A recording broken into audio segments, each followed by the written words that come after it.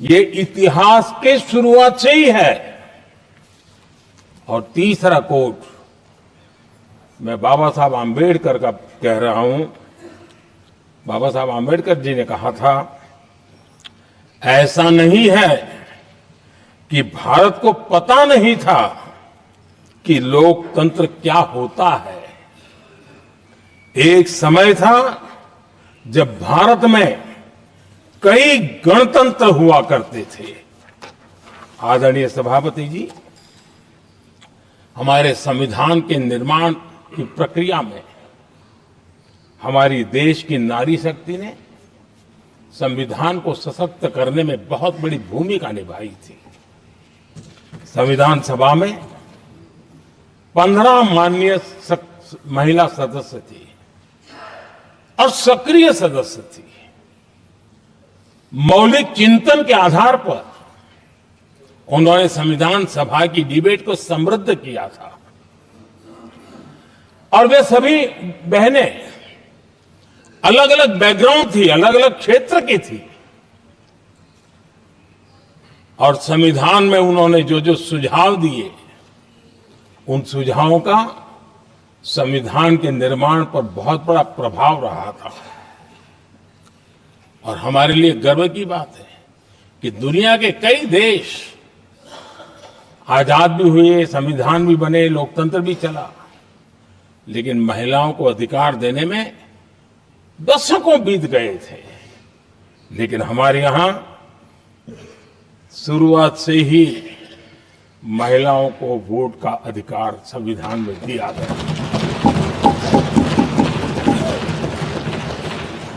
आदरणीय सभापति जी, जब G20 समिट हुई, उसी भावना को आगे बढ़ाते हुए, क्योंकि संविधान की भावना को लेकर के हम सब जीने वाले लोग हैं, हमने G20 की अध्यक्षता के दरमियान विश्व के सामने विमेन लेड डेवलपमेंट का विचार रखा। और विश्व के अंदर विमेन डेवलपमेंट से अब आगे जाने की जरूरत है।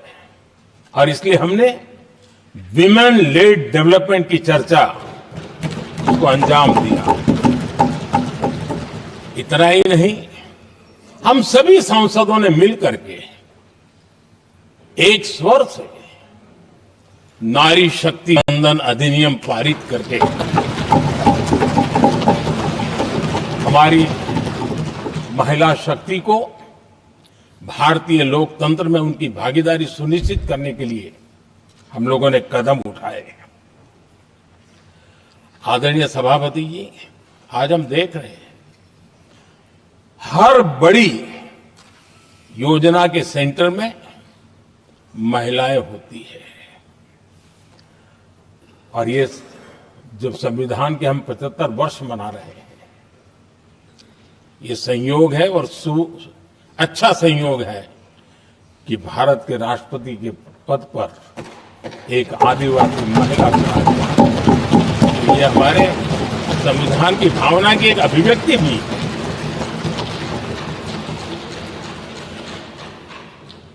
आदरणीय सभापति जी, इस सदन में भी लगातार हमारे महिला सांसदों की संख्या बढ़ रही है, उनका योगदान भी बढ़ रहा है। मंत्रिपरिषद में भी उनका योगदान बढ़ रहा है। आज सामाजिक क्षेत्र हो, राजनीतिक क्षेत्र हो, शिक्षा का क्षेत्र हो, खेलकूद का क्षेत्र हो, क्रिएटिव वर्ल्ड की दुनिया हो, जीवन के हर क्षेत्र में महिलाओं का योगदान, महिलाओं का प्रतिनिधित्व देश के लिए गौरव दिलाने वाला रहा है।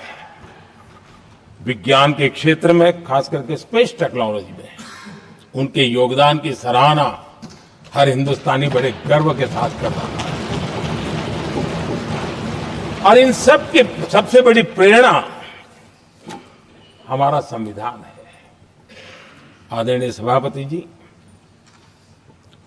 हमारा देश बहुत तेज गति से विकास कर रहा है। भारत बहुत ही जल्द विश्व की तीसरी बड़ी आर्थिक शक्ति बनने की दिशा में बहुत मजबूत कदम रख रहा है।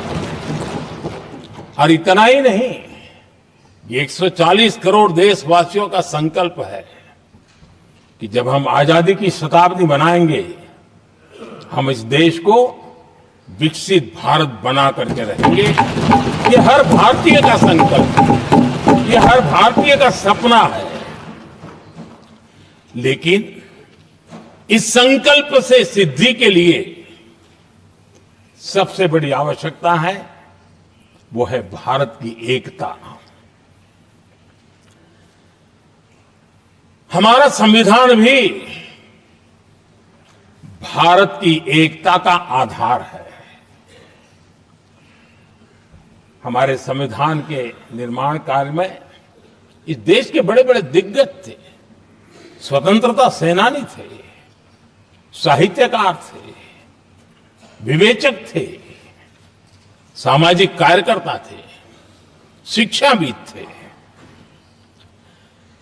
कई फील्ड के प्रोफेशनल्स थे, मजदूर नेता थे, किसान नेता थे, समाज के हर वर्ग का प्रतिनिधित्व था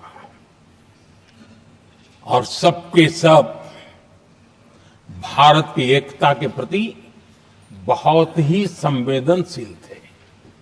जीवन के भिन्न भिन्न क्षेत्र से आए हुए, देश के अलग अलग भूभाग से आए हुए सभी लोग इस बात के प्रति सजग थे और बाबा साहब अंबेडकर जी ने चिताया था। मैं बाबा साहब का कोट पढ़ रहा हूं। बाबा साहब अंबेडकर ने कहा था, समस्या ये है कि देश में जो विविधता से